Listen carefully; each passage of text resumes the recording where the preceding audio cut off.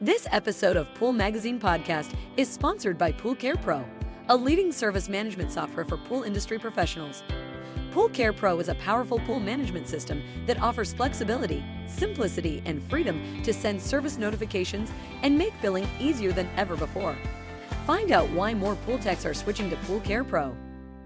Thanks for joining us on another episode of Pool Magazine Podcast. Today I'm chatting with Nathan Giffin of Vertical Artisans, one of the premier online resources for learning different methods, styles, and techniques of stone facing and vertical decorative concrete. It's a pleasure to have you with us today on the show, Nathan. Thank you. Now, I've seen some of your videos featuring waterfall grottos, fire pits, wine cellars, outdoor kitchens, all of which is focused on foam core construction, a discipline that I know that you're pretty passionate about. Tell us a little bit about your background and how Vertical Artisans came to be and what it is that you're teaching in this online education platform. Well, my introductory to the world of concrete and to all things concrete really didn't start out in the trades. Actually, I was a guy who owned a software company, and that company didn't go anywhere. And I was really kind of at a crossroads in my life as what I wanted to do. And so I'm a very principled guy. I started to surround myself with a multitude of counselors and really seek out, good advice and just find out where I needed to be. And it all started off with an investment. I gave an investment to a spiritual leader in my life, and I just was completely believing for a new path in a new line of work. And within 2 weeks, I met up with a guy from South Africa. We both played guitar, we both played chess, and we both had kindred spirits. We kind of had a really good time with one another. And one day, over a game of chess and a cup of coffee, he opened up a 3-ring binder and showed me a bunch of pictures from South Africa, Johannesburg, and the Durban area of what they used to do over there. And really, they would just mix concrete in the street, throw it on houses and throw it on rubble piles, and carve rock out of it and beautify their homes and beautify their backyards and hardscapes and things of that nature. And in my heart, I said, I could do that. And then I said it out loud. His name was Irene Grobler, and I said, I could do that, and I think I could be one of the best in the world. And he just looked at me and said, man, I believe you. So I took his crude pictures. I went out here to the Chicago landscape, and I knew that if I was going to make a go of it, that I would have to change the colors and the stylings and things of that nature to make it a good appetizer for the trades here in the Chicagoland area. And I sold 5 projects in 2 weeks. And our first project, we worked together, and then his visa ran out. He had to go back to South Africa, and I haven't actually physically seen him since. That was almost 23 years ago. But we do talk on the phone. He lives in New Zealand. And so that's the history of how I got started. So Vertical Artisans is the primary platform for where you're teaching online education about vertical decorative concrete, building these kind of substructures that we're seeing in a lot of today. Now, I've been on the forum Stone Matrix, and you have a ton of free resources there, including the free course on Vertical Artisans. I mean, these courses are all broken down as a series, right? Correct. They're pretty complex. There's a lot of parts to them. Some of them have 15 parts. Some of them have 20 some odd parts. Many times what I do, and I have done for the past probably 15 years, is I film my teaching courses. I film the instruction to the students. I don't feel it's a very fair to people who come out to trainings and come out to hands-on classes, and then 30, 60, even 90 days later try to recall some critical information that they learned back with a bunch of guys. So I've always the birth of Vertical Artisans was to capture the over-the-shoulder tell-all artists approach to how things are done and the methodology and the techniques and stylings of decorative concrete, vertical decorative concrete specifically. And as a resource, that's what birthed the Vertical Artisans concept, to be able to be a help, a supplement at first to hands-on training, but then it became so exhaustive that most of my students I've actually never met all over the world. They get on there and they absorb the free classes, and then when they're ready, they graduate into more of the richer curriculum. Well, if somebody wants to dabble and get their feet wet, so to speak, I mean, what does your free resource cover? Well, uh, there is a product for the backyard hardscapes called Hardscape System, and I give a free teachings on how to use that particular system. It was a system that I invented about 5 years ago now for the landscaping industry, basically. But oddly enough, the pool industry has been able to utilize it in pool surrounds, and it's been a great resource utilizing foam core construction. And with that, also was another invention called the Stone Matrix, which is a design tool that allows people to basically take these 6 design pad skins and they interact with one another in every way, shape, and form. So if you have these 6 pieces, it creates about 48,000 combinations. So you never run out of ideas from a design perspective for, basically stacked rock or stone for walls or retaining walls or seat walls or any kind of wall, really. So it brings consistency to your workforce. I say that because if you have one artist or 2 guys or 3 guys all starting on the wall and they're all designing, you're going to have 3 different looks. And so this pretty much keeps uniformity for the job. And owners really like the consistency of that. Well, if you want to get further in, once you like absorb some of this information and you have a foundation, it seems like the art of stone facing is your primary series. I mean, what are you teaching in that course? The art of stone facing is basically from start to finish a full comprehensive look of all things wall cladding.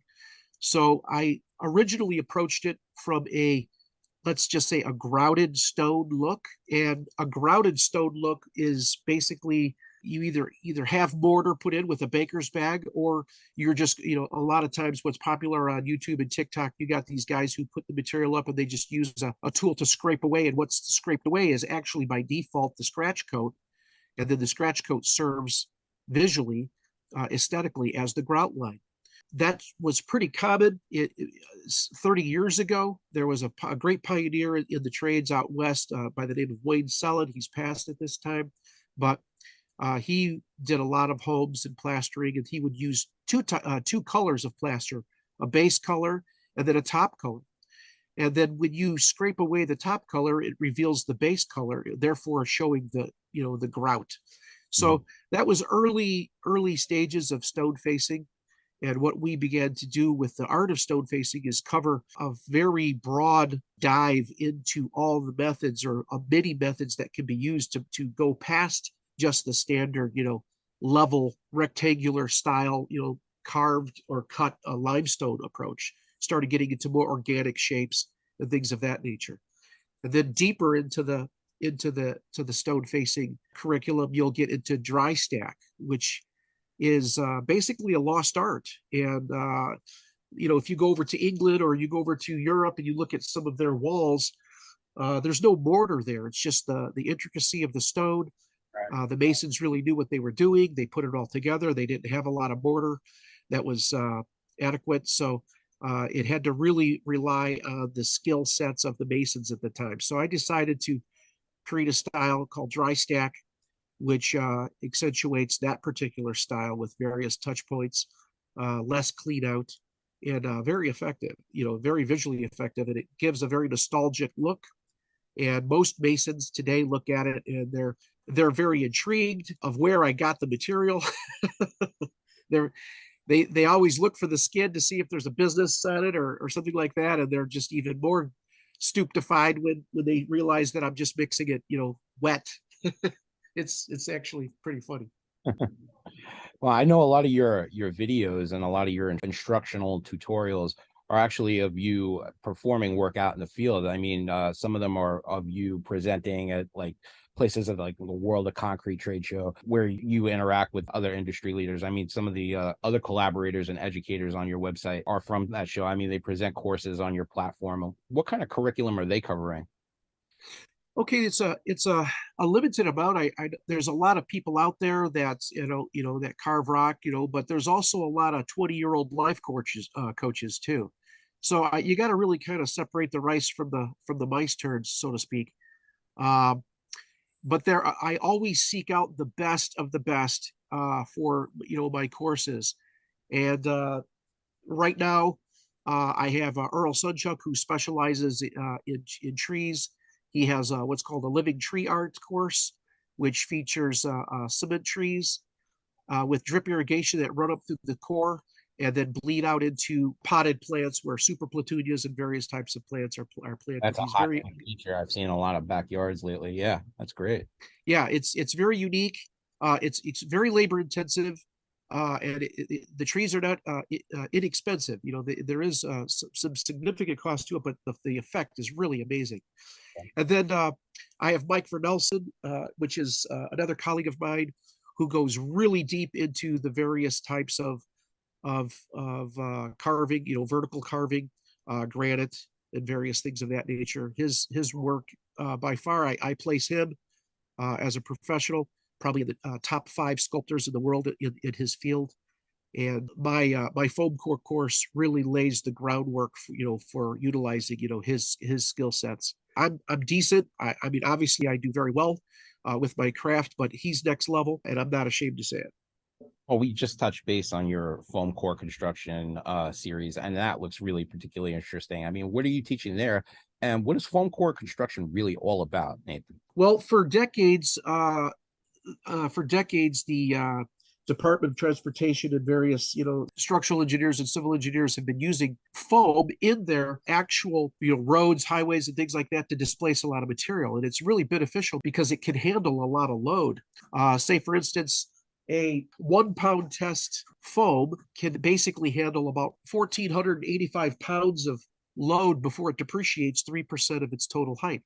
I'll say that in layman's terms, if you had a 1 square foot by 100-inch foam block and you put basically 1,500 pounds of pressure on top of it, it would depress to about 97 inches. So there is a kind of the squeeze factor when you're talking about those types of loads. But in the world of artificial rock, we don't even scratch the surface on that. Our surface load might be, anywhere from 20 to 30 pounds per square foot. So it's really it's non-existent as far as, the load is concerned. Plus, one of the key elements of my foam core construction course is the structure code itself, which was specifically made by a company out of the Chicagoland area by the name of Walt Tools. And they designed a product for me that was specifically designed to spray over foam about a half an inch, and its compression strengths reach about 12,000 psi. It's got 3 different types of fiber in it, and it's basically waterproof. It's not totally waterproof, but it's, for all practical purposes, waterproof. And that serves as our base coat over the foam substrates that we're carving. Then comes the carve coats, which we use a TruePak X additive, which is basically the chemicals that are needed to be added to a regular bag of type S 80-pound bag of mortar. We convert that bag into a sculptable mix. And again, regular concrete comes in at around anywhere from 32 to 3,600 psi, and our carve coat finishes out at about 5,500 psi. So the system itself, the foam core system, I tried to design using zero steel, a sustainable method of construction that offers, unlimited design, reduces labor, reduces the footprint of the job site itself. It reduces the need. For instance, classic example, the first mountain I ever built on a pool with my colleagues, we did steel rebar construction, which is your atypical, have an artist bend up all the steel, and then you're welding it, and then you're backing it and shooting it. By the time you're all said and done, you've got 6 to 8 inches thick of concrete. We had to dig about 18 caissons just to support the weight of 99 yards of concrete we shot for that waterfall that surrounded a pool slide. 6 years ago, I did a slide of similar size, a mountain of similar size. I used 60 billets of foam. I used less than 12 yards of concrete, and it's just held up like a champ. How quick is it to build this stuff, Nathan? I mean, I hear a lot of people, they want these kind of sophisticated pool features in their backyard. They want a nice rock grotto. They want a beautiful slide. I mean, they want the baby, but they don't want the labor. I mean, what kind of time does this save? Well, if you're talking about a medium-sized mountain, we could probably have that carved up in about a week the foam. And then a lot of times, like here, because we're in the Midwest, we'll actually sculpt this stuff in warehouses and then have the client come out and take a look at it, walk on it, just be completely bedazzled over the entire structure because it's so large. And then in the springtime, we put it in a truck, bring it out to the job site. Within day one, it's glued together. All of our pipes are run. We're structure coating it. That's all day one. The rest of the week, we're just used spraying the concrete on and finishing it. So I've had very large structures finished, inside of a 2.5 week time frame. And many times that's just under a teaching capacity. A lot of times pool companies will hire me to come out and actually build a waterfall in the backyard, which is their client. And they actually learn how to do this process, with a client, right out of the gate. So again, the strengths of foam core are its capability of design, because you can, follow just about any geological pattern you want. Whereas if you had to bend all that out of rebar, you're talking days and days and days of bending and welding and tying and backing and then hard coating. And you've got a tremendous amount of load, a tremendous amount of weight and labor wrapped up in something that one or two guys can do with bow cutters and hot wires, and quite frankly, get a better looking product, more sophisticated in their design than you can with your blow and go rebar crews. I mean, would you say Of this course, important skill for pool builders to learn? I mean, I know you're teaching this, on the job sites when you're working on a project, but really, I mean, what kind of substructures can you build with foam core? well, with foam core, you could build outdoor kitchens, you could build jumping racks, you could build waterfalls, various pool surrounds. You could have, rock work actually emanating up out of the pool onto the decks and over the decks, kind of contouring it, for non-linered pools, even for linered pools. I've done it in linered pools and I've done it in plastered pools. Again, it adds to the design capability. As far as substrates, you're really working over 1 pound or 1.5 pound foam. And then once that's in place and signed off, before you even put 1 ounce of concrete on there, the client has a chance to look at it. If they want to see something bigger or something smaller or a wider opening for a cave or whatever, they literally can come out, and within minutes, you've got that hot blade out there making the correction. So it's really the beauty of being able to interact with the feature before it's in stone, so to speak, is a real asset, value added. Plus, I teach before you actually get to all of that, you build a clay model. If you could build a clay model for a homeowner and put it on the kitchen table and let them kind of get the 3D perspective of it, a lot of changes can be made at that point too. And a lot of problems can be solved at that point as well. So being able to, model things up with clay, and I've used the same clay for probably the last 15 clients. So you just learn more tricks of the trade, when you're working with clay. And of course, it's also a vote of confidence, and it builds to the faith, in the with the client when you can do something, to scale and then scale it back up Sure, it gives them like to life size. a 60-to-1 representation on their kitchen table of what it's going to look like, right? Yeah, I try to go 1 inch to 1 foot.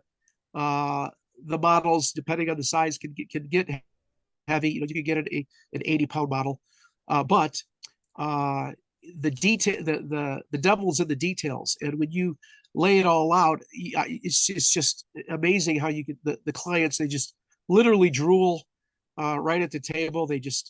You can see their minds, you can see their eyes darting in and out. It's much more effective with a tangible thing that they can really get their visual perspectives on than looking at a sophisticated software platform, which if you wanted to make corrections would have to go back to the technical guy that knows how to really do it well, and then you've got to translate that, and then it just kind of drags the process out a little bit too long. If the client doesn't like something or wants something added, literally right there at the kitchen table, you're carving it with a knife or adding clay to it and texturizing it right in front of them until they are satisfied. So everything that I try to do with the foam core is to reduce time frame, reduce labor, and increase profits. Well, I see some of the courses and connections that you made for your series, your educational series, were made at a lot of the different trade shows that you attend. I mean, what would you recommend, for people that are interested in learning about decorative concrete and want to pick up more about the trade? What kind of platforms do you recommend that they attend? The world of concrete in the decorative side of things in the silver lot is an excellent start. Um, I can say this, that most of the decorative stuff that is coming out is actually attending their own pool and spa shows and expos. They're reaching out into your markets. Right. But for technical things, for pumps, for equipment, and just for the technology, the world of concrete is an excellent source. Um, Also, Vertical Artisans is an excellent source. I offer a lot of free videos and a lot of intel, the things that are out there. I try to stay abreast of most of the manufacturers. They're constantly uh, sending me information and materials to look at and to critique. And I have an open door policy. People can call me and ask me questions, and if I'm not on a job or I have the time to talk, I freely do. Well, I appreciate you checking in with us today, Nate. And honestly, it's a pleasure to talk with you and get to learn a little bit more about what guys are doing with foam core construction. Thanks so much for spending the time with us today. My pleasure. You've just been listening to the Pool Magazine podcast, sponsored in part by PoolCarePRO. Try one of the leading pool service management softwares free for up to 30 days, no credit card needed. PoolCarePRO is extending a free demo to all Pool Magazine listeners. Simply log on to PoolCarePRO.com and set up your free trial today.